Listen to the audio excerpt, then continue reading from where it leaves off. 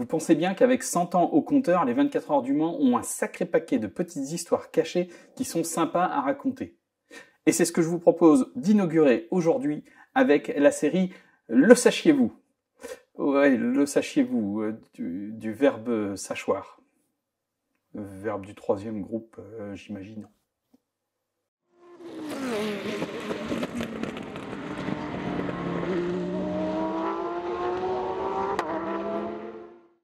Et pour ce premier Le sachiez-vous, je vous propose de nous pencher sur ces voitures qui ont été exclues par les organisateurs ou qui ont été retirées au dernier moment par leurs concurrents. 1926, Peugeot se présente au départ avec deux types 174 Sport que tout le monde classe parmi les favoris de l'épreuve. La grande particularité de la 174 Sport, c'est d'utiliser un moteur sans soupape. Un moteur sans soupape, comment ça fonctionne? Ça fonctionne sans soupape. Ouais.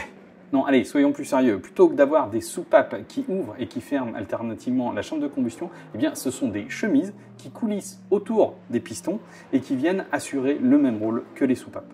Le moteur de la 174 de série permet d'obtenir 85 chevaux et assure à la voiture une vitesse de pointe de 110 km/h. Sur la voiture de course, on parle plutôt d'une centaine de chevaux. Le service sport de Peugeot à l'époque est dirigé par un certain André Boileau. Sur l'une des voitures, on retrouve un certain André Boileau. Autrement dit, André Boileau s'est auto-attribué un volant. Bah ouais, on n'est jamais si bien servi que par soi-même. Hein. Les deux 174S sont très affûtées et dès le début de l'épreuve, elles se portent aux avant-postes. La numéro 2 notamment se bat pour le leadership avec la Lorraine Dietrich numéro 6. Une Bentley vient troubler ce bel ordonnancement en prenant la tête de la course, mais une sortie de piste plus tard à Mulsanne et revoilà nos deux Françaises aux avant-postes. Les deux Peugeot souffrent un peu au cours de la nuit. En effet, un choix assez étrange les pénalise. Elles n'ont qu'un seul phare. Oui, il n'y a pas de phare à l'avant entre les roues. Non, il n'y en a qu'un seul. Il est sur la droite du pilote, à hauteur du pare-brise. Évidemment, en 1926, vu l'éclairage ambiant, c'est un peu limite et les Peugeot sont un peu mal. Mais revoilà le retour du jour. Elles repartent à l'assaut. Elles sont toujours dans le coup pour la gagne. Sauf que tout va se détraquer en très peu de temps. Tout d'abord, c'est la numéro 3 de Wagner d'Auvergne qui repart des stands à la poussette. Ouais, les mécanos lui prodiguent une généreuse poussette. Mais ça, les commissaires, ils aiment pas. Et oui, bien évidemment, la voiture doit repartir par ses propres moyens, on ne doit pas la pousser. Sauf que la batterie est morte sur cette Peugeot, elle ne charge plus, donc elle ne peut pas entraîner le démarreur, donc la voiture ne peut pas repartir. Les commissaires ne vont pas apprécier et d'un seul coup, ils décident d'exclure la voiture. Ouais, la numéro 3, out. Ouais, la pilule, elle est déjà pas très facile à avaler, mais bon, c'est le règlement, hein, donc chez Peugeot, on n'a pas bien le choix. Hein. Ouais, sauf que quelques minutes plus tard, douche froide, nouvelle douche froide. Les commissaires remarquent lors d'un arrêt au stand de la numéro 2, celle qui se bat en tête de la course contre la Lorraine Dietrich numéro 6, que l'un de ses montants de pare-brise est cassé. Ouais, vous allez me dire, et alors, ça n'empêche pas la voiture de rouler? Non, ça n'empêche pas de rouler, c'est clair. Sauf que ça l'empêche de finir la course. Ben oui, tout simplement parce que la voiture doit terminer l'épreuve en état parfait de fonctionnement. Oui, c'est stipulé dans le règlement, la voiture doit finir dans le même état qu'elle a commencé la course. Donc, il faut que ce montant de pare-brise puisse être réparé. Ce n'est pas le cas, la voiture est donc exclue. La deuxième Peugeot exclue. Bref, en une demi-heure, au moment où tous les espoirs renaissent avec la lumière du jour qui revient, Peugeot est décimé, il n'y a plus une Peugeot en course. Autant vous dire que la firme du Lion le prend pas très bien, même si encore une fois, hein, dans les deux cas, c'est le règlement, mais bon, ils sont un peu chafouins quand même. Donc ils vont mettre un sacré bout de temps avant de revenir au Mans. Mais 3 semaines plus tard, c'est bien une Peugeot 174S qui s'imposera aux 24 heures de Francorchamps. La revanche, la douce revanche. Ouais, sauf que malheureusement, le plateau n'était pas tout à fait du même ordre. Il manquait notamment Bentley et Lorraine Dietrich. Le sachiez-vous, en 1962, on a exclu les Lotus à cause d'un problème de boulon. Nous sommes au pesage des 24 heures du Mans 1962 et accrochez-vous parce que ça va être un joyeux bordel.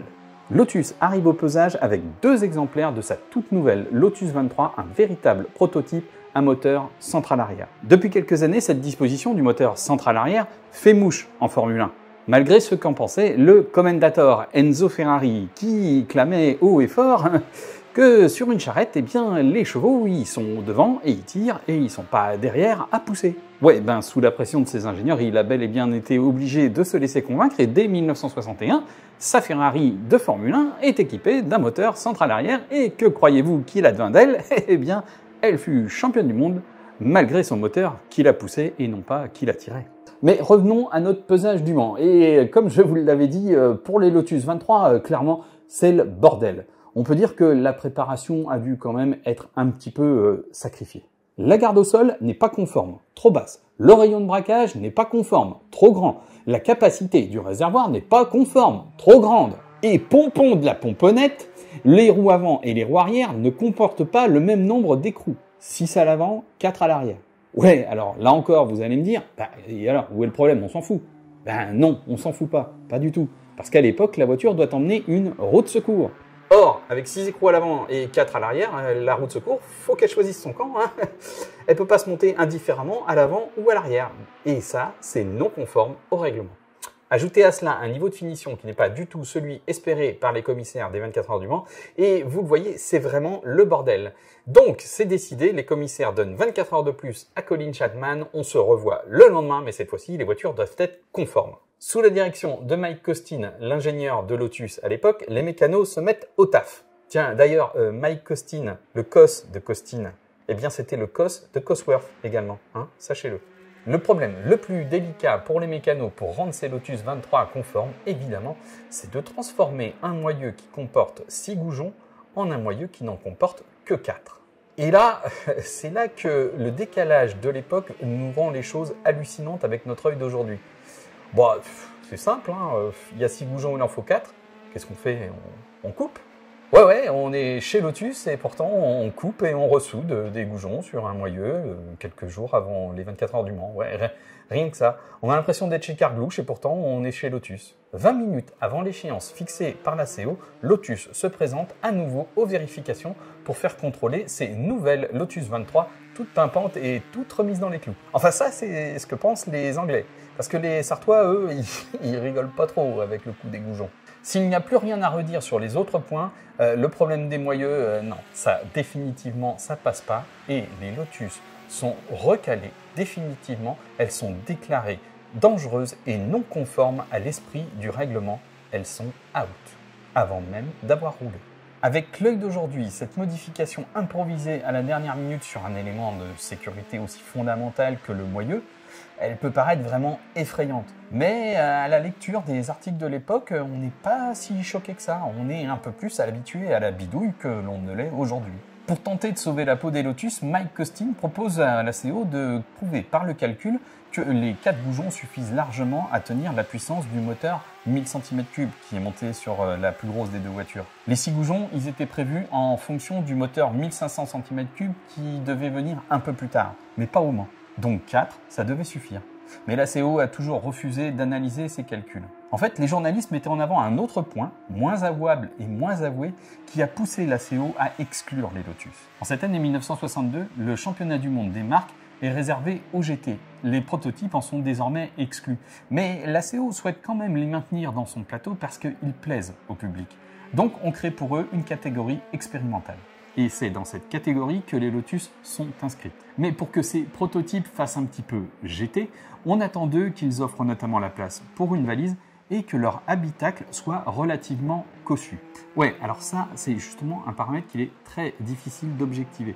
Et très clairement, lorsque Colin Chapman a conçu sa Lotus 23, l'aspect cossu du cockpit, il en avait un petit peu rien à... Hein? Vous voyez ce que je veux dire? La Lotus 23, c'est clairement une voiture de course dépouillée à l'extrême. Non, on n'a pas pris la précaution de lui ajouter du cuir ou de la moquette. Non. Bref, si l'aspect sécurité a clairement joué contre les Lotus 23, c'est aussi le fait qu'elle ne respectait pas l'esprit du règlement, qu'elle n'essayait pas d'imiter cet esprit GT, ce que l'on faisait chez Alpine, par exemple. Et c'est ça qui a poussé la CO à refuser les Lotus 23. Toutefois, il ne faut pas oublier que les 24 heures du Mans, c'est une course sur invitation. On peut donc se demander pourquoi la CO ne s'est pas mise en relation avant avec Colin Chapman pour lui dire « Attention, vos Lotus 23, on ne va pas les accepter telles quelles, hein. Il y a un truc qui ne va pas. » Et du coup, Colin Chapman est un peu fâché. Oh, bah, sans blague, oui. Il est même bien fâché et il déclare que jamais plus il ne reviendra au Mans avec des voitures officielles. Alors malgré tout, il a dû revenir, lui, à titre perso, en 1979, parce que son sponsor de l'époque en Formule 1, Essex, était également le sponsor des Porsche 936 officiels engagés aux 24 heures. Mais il est vrai que du vivant de Colin Chapman, plus jamais une Lotus ne remit les roues sur le circuit du Mans. Ah, au fait, au sujet de la réparation de fortune, les goujons soudés. Eh bien, cette réparation de fortune, elle a tenu le choc. Elle a même permis à Bernard Consten, qui avait récupéré en l'état l'une des deux voitures, de triompher lors de 2 courses en France, à Charades et à Montlhéry. Bref, ce qui était considéré comme dangereux au Mans n'a pas empêché la voiture de courir ailleurs et de gagner. Allez, on se retrouve maintenant très rapidement pour la suite de ce Le sachiez-vous premier épisode que j'ai dû couper en 2, sinon il était un petit peu trop long. Allez, à bientôt.